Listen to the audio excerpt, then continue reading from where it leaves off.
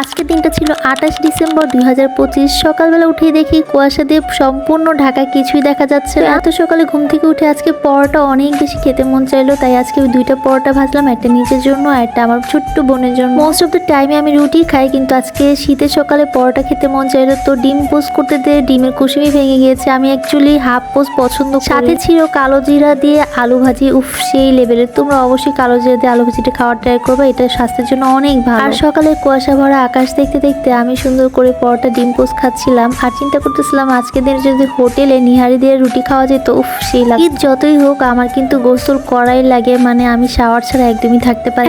এত ঠান্ডা লাগতেছিল, আমি কিভাবে করে শাওয়ার নিয়ে আসছি আমি নিজেও জানি। দেন আমি আমার স্কিনে একটা হিমালয় ময়শ্চারাইজার ইউজ করতেছিলাম, এর সাথে সাথে আমি আমার গলায় কিংবা হাতে আমি ময়শ্চারাইজার ইউজ করি। আমি প্যারাসুট লিপ বামটা লাগিয়ে নিচ্ছিলাম, এত সুন্দর স্কিন। গাইস আমার একটা পেয়ার আসছে মাত্র 700 টাকার মধ্যে, তোমরা সব ধরনের মেকআপ পেয়ে যাচ্ছ, একদম মেকআপের এ টু জেড। যারা বাজেটের জন্য মেকআপ কিনতে পারতেছো না তারা কিন্তু ইনক্রাশ পেজে নক দিতে পারো, তাদের মেকআপ আইটেম গুলো খুবই ভালো। আজকে আমি যে শার্টটা পরছি সেটা কিন্তু অনেক মোটা একটা শার্ট, যেহেতু বাইরে অনেক শীত তাই এই শার্টটাই পরছি। আর এত সুন্দর শার্টটা আমাকে গিফট করেছে আমার ছোট খালামণি। কাপড়টা এত মোটা, এর জন্য এটা শীতকালের জন্য বেস্ট একটা শার্ট। সেরকম সফটও ছিল, একদম গায়ে দেওয়ার সাথে সাথে শীত কোথায় চলে গেছে বলা যায় না। তারপর আমার শীত অনেক বেশি লাগে। আসলে দেন তোমাদেরকে একটা টপ সিক্রেট বলি, আমি সুরমা দিতে অনেক বেশি পছন্দ করি, এর জন্য কিন্তু আমার চোখগুলা কাজল কালো থাকে মোস্ট অফ দ্য টাইম। আর সুরমা আমি ছোট্টবেলা থেকে দেই একদম চোখে, সেই লাগে আমার কাছে। আমি যখন রেডি হচ্ছিলাম তখন ঠিক 3টা বাজে, আর দেখো বাইরের ওয়েদার মনে হচ্ছে যেন পুরো সুইজারল্যান্ডে থাকি। তো খালামণি অনেক থ্যাংক ইউ এত সুন্দর একটা ড্রেস দেওয়ার জন্য। মাঝে মাঝে খালামণি আমার ভিডিও দেখে, এর জন্য খালামণিকে এটাতেই দেখাই দিলাম। ইনসিডেন্টলি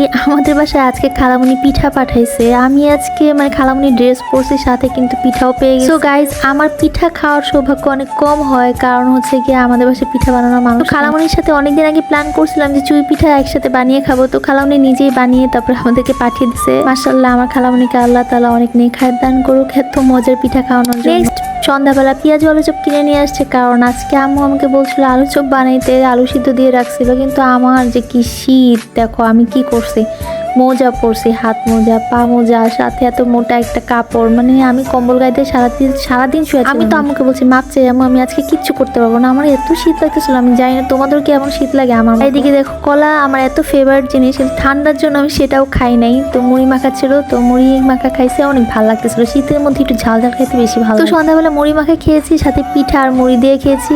আর এত শীতে আমি ঘর থেকে একদমই বের হইনি, যারা বের হয়েছে অবশ্যই প্যাঙ্গুইন। তো তোমরা কি করলে অবশ্যই জানাবে। Thanks for watching, tata.